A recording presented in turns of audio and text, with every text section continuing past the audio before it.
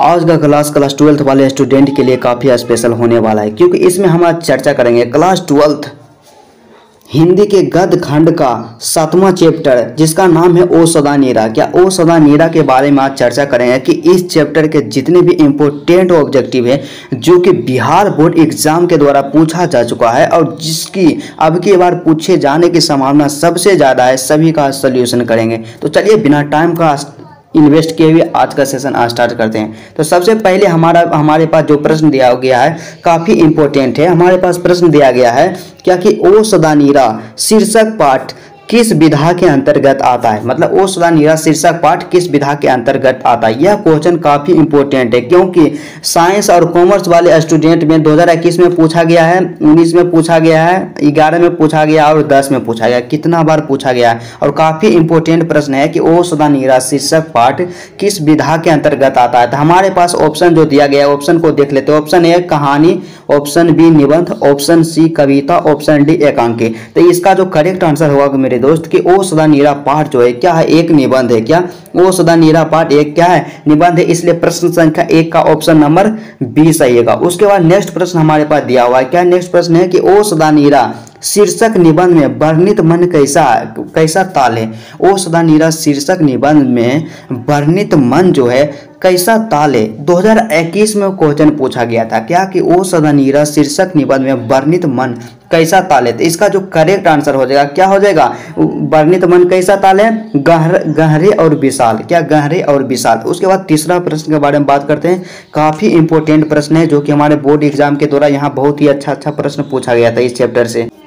तीसरा प्रश्न हमारे पास दिया हुआ है। तीसरा प्रश्न है क्या बहुजन संप्रेषण के माध्यम पुस्तक किसने लिखी है। कि बहुजन संप्रेषण के माध्यम पुस्तक किसने लिखी है। 2020 में क्वेश्चन पूछा गया था कि बहुजन संप्रेषण के माध्यम पुस्तक किसने लिखी है। तो लिखे हैं उसका इसका जो करेक्ट आंसर हो जाएगा क्या, बहुजन संप्रेषण माध्यम के पुस्तक के जो लेखक हैं कौन है, जगदीश चंद्र माथुर हैं। क्या जगदीश चंद्र माथुर। इसलिए प्रश्न संख्या 3 का ऑप्शन नंबर बी करेक्ट होगा। उसके बाद अगला प्रश्न हमारे पास है कि इनमें से कौन सी रचना जगदीश चंद्र माथुर की है। क्या इनमें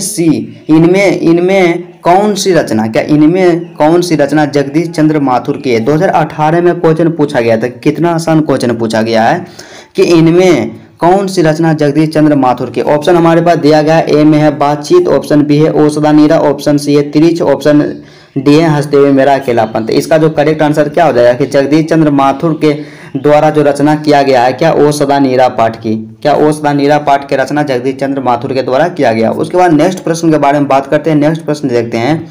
अगला प्रश्न हमारे पास क्या है 5 नंबर में क्या है कि ओ सदा नीरा शीर्षक पाठ के लेखक कौन है। कितना आसान प्रश्न है, कई बार पूछा गया है। 2019 में पूछा गया, 18 में पूछा गया, 16 में पूछा गया, 15 में पूछा गया और 12 में पूछा गया। तो इसका जो करेक्ट आंसर होगा कि ओ सदा नीरा पाठ के लेखक कौन है। तो ये तो आसान है क्या, जगदीश चंद्र माथुर ओ सदा नीरा पाठ के लेखक है। इसलिए ऑप्शन नंबर बी करेक्ट हुआ। उसके बाद अगला प्रश्न है कि जगदीश चंद्र माथुर का जन्म कब हुआ था। जगदीश चंद्र माथुर का जन्म कब हुआ था। 2020 में क्वेश्चन पूछा गया है। क्या 2020 में क्वेश्चन पूछा गया है कि जगदीश चंद्र माथुर का जन्म कब हुआ था। तो इसका जो करेक्ट आंसर हो जाएगा कि जगदीश चंद्र माथुर का जो जन्म हुआ था कब हुआ था, 16 जुलाई 1917 ईस्वी को। क्या 16 जुलाई 1917 ईस्वी को जगदीश चंद्र माथुर का जन्म हुआ। इसलिए प्रश्न संख्या 6 का ऑप्शन नंबर ए करेक्ट हो जाएगा।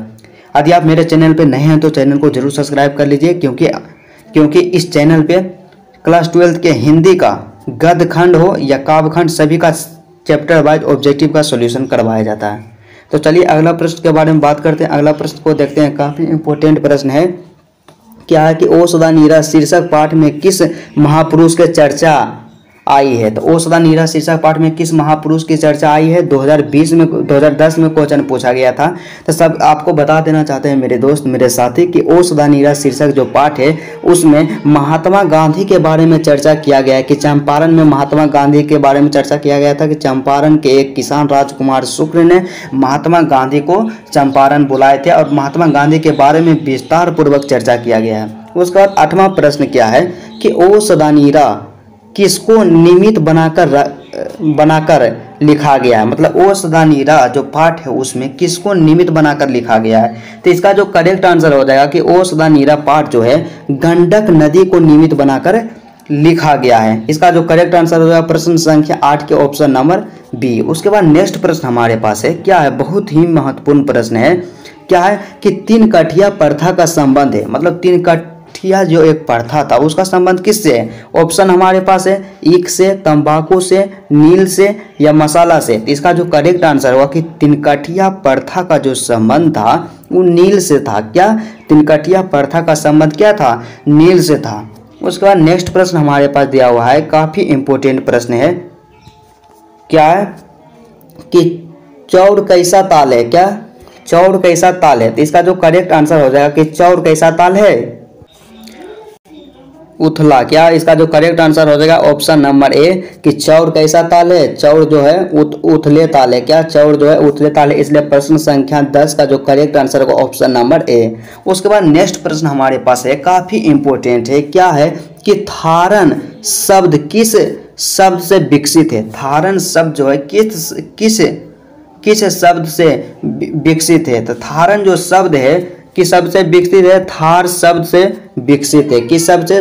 थार शब्द से विकसित है, इसलिए प्रश्न संख्या 11 का जो करेक्ट आंसर होगा ऑप्शन नंबर बी। उसके बाद अगला प्रश्न हमारे पास दिया हुआ है, काफी इंपॉर्टेंट है, कि चंपारण में थांगड़ या धागड़, क्या यहाँ पे जैसे कि थांगड़ हो गया, थांगड़ को धागड़ भी कहा जाता है। तो चंपारण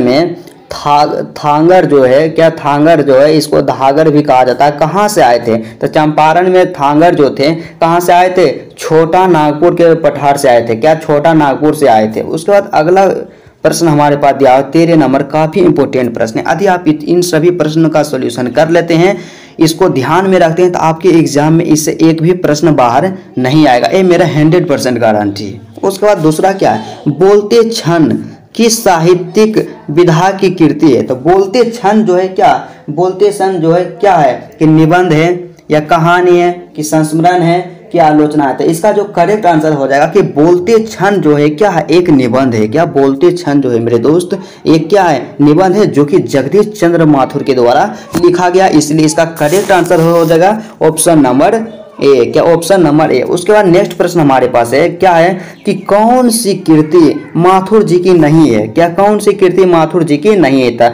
आपको बता देना चाहते हैं कि मेरी बांसुरी भी माथुर जी की कृति है। क्या? मेरी बांसुरी भी माथुर जी की कृति है, बंदी भी माथुर जी की कृति है और कोणार्क भी माथुर जी की कृति है। तो इसका जो करेक्ट आंसर हो जाएगा मेरे दोस्त, मेरे साथी, कि रेशमी टाई माथुर जी की कृति नहीं है, इसलिए ऑप्शन नंबर सी इसका करेक्ट आंसर हो जाएगा। क्या? ऑप्शन नंबर सी क्या हो जाएगा इसका करेक्ट आंसर? प्रश्न संख्या 14 का करेक्ट आंसर हो जाएगा ऑप्शन नंबर सी। उसके बाद नेक्स्ट प्रश्न हमारे पास दिया हुआ है, क्या है कि पंडई नदी कहाँ तक जाती है? पंडई नदी कहाँ तक जाती है? तो ओ सदा नीरा शीर्षक पाठ में एक नदी का नाम का चर्चा किया गया है जिसका नाम है पंडई। तो पंडई नदी कहाँ तक जाती है? तो इसका जो करेक्ट आंसर हो जाएगा कि पंडई नदी जो है ना मेरे साथी, क्या भीखन थोड़ी तक जाती है? क्या?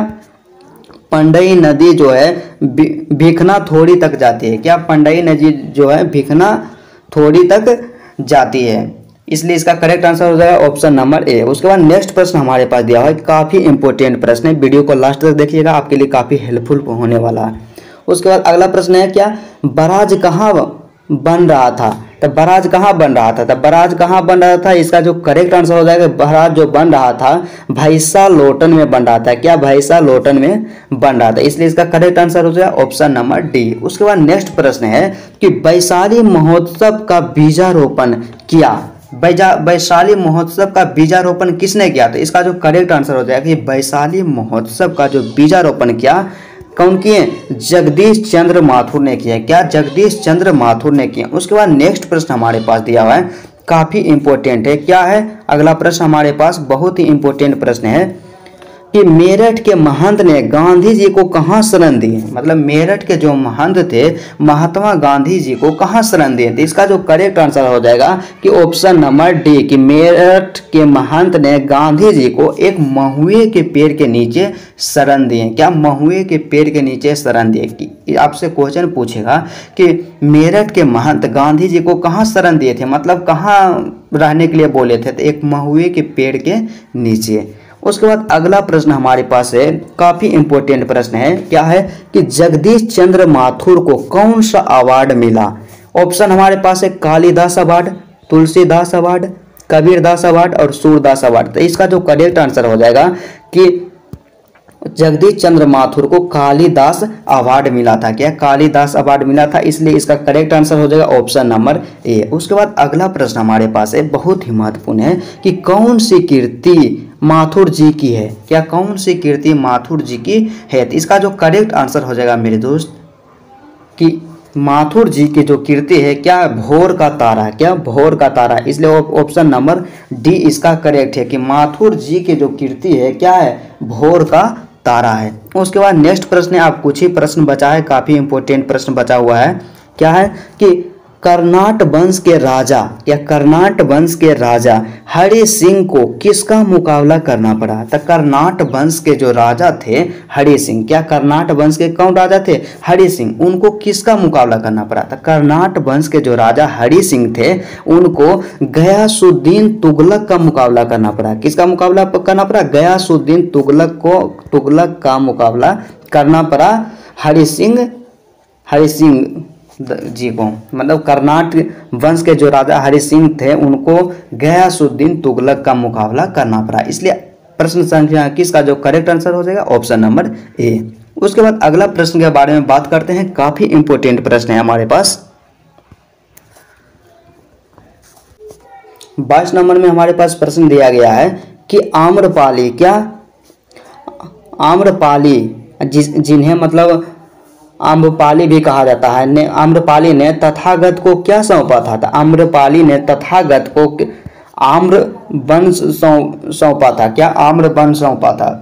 उसके बाद नेक्स्ट प्रश्न है, बहुत ही इंपॉर्टेंट प्रश्न है कि माथुर जी को किस सम्मान से सम्मानित किया गया था। तो जगदीश चंद्र माथुर को बिहार राजभाषा पुरस्कार से सम्मानित किया गया था। क्या बिहार राजभाषा पुरस्कार से सम्मानित किया गया था, इसलिए प्रश्न संख्या 23 का जो सही आंसर होगा ऑप्शन नंबर ए हो जाएगा। उसके बाद अगला प्रश्न हमारे पास दिया हुआ है, काफी इंपॉर्टेंट प्रश्न है, क्या कि गांधी जी चंपारण में कब आए थे। मतलब महात्मा गांधी चंपारण में कब आए थे। तो इसका जो करेक्ट आंसर हो जाएगा मेरे दोस्त कि महात्मा गांधी जी जो थे चंपारण में अप्रैल 1917 को आए थे। क्या अप्रैल 1917 को चंपारण आए थे, और किसके आग्रह पर आए थे, राजकुमार शुक्ल के आग्रह पे। क्या राजकुमार शुक्ल के आग्रह पे, जो कि चंपारण का एक किसान था। तो चलिए आज का क्लास यहीं तक रहता है। यदि आपको वीडियो अच्छा लगा तो वीडियो को जरूर लाइक कीजिए।